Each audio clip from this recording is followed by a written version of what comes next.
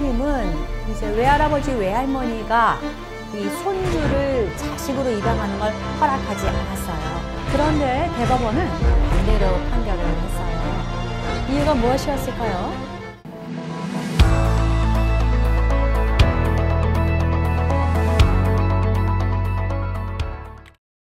안녕하세요. 이은경 변호사입니다.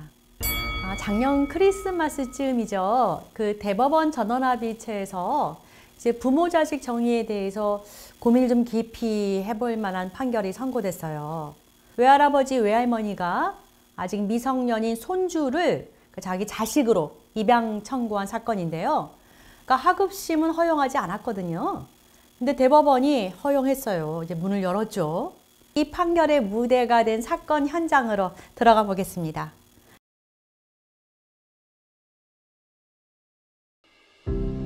이 사건에서 사건 본인의 친엄마, 친생모, 즉 이제 아이를 낳은 엄마가 이제 고등학생이었다고 해요. 임신한 다음에 혼인신고를 했고요. 이제 아들을 낳았습니다. 그런데 이제 얼마 못 돼서 이혼을 했다고 해요. 근데 출산 후 한 7개월 무렵 부모 집에 이 사건 본인을 두고 간 거죠. 그때부터 이제 외할아버지, 외할머니가 친자식처럼 양육을 해왔어요. 친부모하고는 교류가 별로 없었다고 합니다. 이 사건 본인, 즉 이 아동도 외할아버지, 외할머니를 엄마, 아빠로 알고 자랐고요. 친척이나 주변 사람들도 이 아이의 부모로 대하고 있다고 해요. 친부모는 입양에 동의했고요. 그런데 1심과 2심은 이제 외할아버지, 외할머니가 이 손주를 자식으로 입양하는 걸 허락하지 않았어요. 이유는 크게 4가지입니다. 그러니까 첫 번째는요, 그 친엄마가 생존하고 있는데 외할아버지, 외할머니가 손주를 자식으로 입양하면 가족 내부 질서에 이제 큰 혼란이 초래된다. 그러니까 두 번째는 아이 양육을 위해서는 미성년 후견 제도를 이용하면 법률상 사실상 어려움을 제거할 수 있다. 즉 이제 불편을 해소할 방법이 있다. 그러니까 세 번째는요, 비밀을 만들어 신분 관계를 숨기기보다는 정확하게 알리는 게 낫다. 영원한 비밀은 없다. 이거고요. 네 번째는 입양을 통해서 친부모가 아이에 대한 책임을 회피할 수 있게 하는 게 아이를 위해서 바람직하다고 보기 어렵다. 즉 자녀의 1차 양육 책임자는 부모여야 한다. 그런 취지였어요. 그런데 대법원은 10대 3, 즉 다수의견 측 대법관 10명이 그 하급심과 달리 반대로 판결을 했어요. 이유가 무엇이었을까요? 첫째는 아이의 친생모가 생존한다는 것이 법률적으로 입양 불허가 사유는 될 수 없다. 이 말은요, 입양 불허가 사유 중에서 사건 본인, 즉 아이의 친생모 생존이라는 조건이 없는데 이 사건에서만 이런 요건을 들어서 입양 불허가 하는 것은 올바른 법 해석이 아니다. 그런 취지입니다. 이제 둘째는 입양의 목적은 아이의 복리다라는 거죠. 설령 가족 내부 질서에 큰 혼란이 초래될 수 있어도 구체적 사정에 비추어서 입양이 아이에게 더 이익이라면 입양을 허가해야 한다. 그러니까 입양으로 이제 사건 본인에게 도움되는 점, 우려되는 점, 이걸 좀 구체적으로 심리해서 판단해야 한다.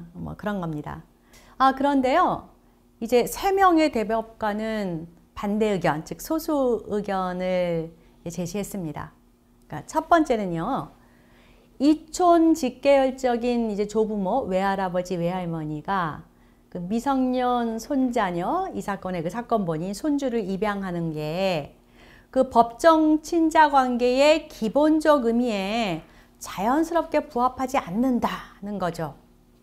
입양은 입양 전 친족 관계가 존속하기 때문에 생모, 그러니까 친부모와 이 사건 본인, 이 손주는 여전히 친자 관계입니다. 그래서 이 사건 본인의 친엄마는요, 그러니까 엄마이기도 하고 누나이기도 한 거예요.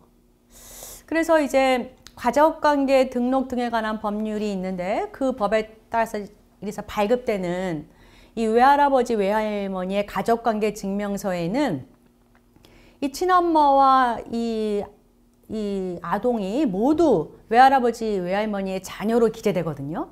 그래서 그들이 형제관계처럼 보이고요. 이 친엄마의 가족관계 증명서에는 또 조부모와 그 자녀의 그 조손관계만 나오지 양친자 관계가 공시되지 않아요. 그래서 이건 뭐 또 가족관계 증명서가 본인을 기준으로 뭐 부모, 자녀, 배우자가 누구냐를 증명하기 위한 것이기 때문인데요. 하여튼 이렇게 뭐 부모 자식도 됐다, 형제도 됐다 그런 거죠. 그러니까 두 번째는요.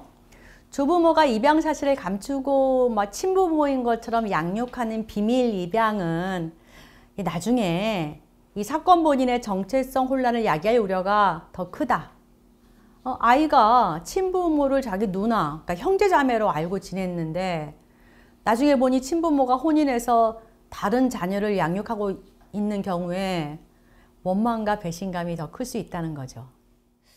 세 번째는 유엔의 아동의 권리에 관한 협약 같은 국제 규범이나 이제 국내 법령은 이제 원가정 양육의 원칙을 천명하거든요.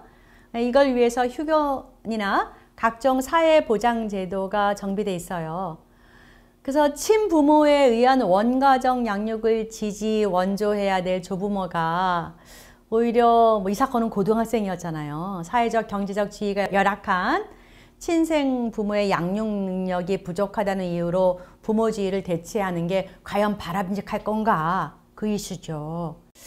자, 여러분은 이 다수 의견과 소수 의견 중 어떤 견해를 찬성하시나요? 다수 의견은 말합니다.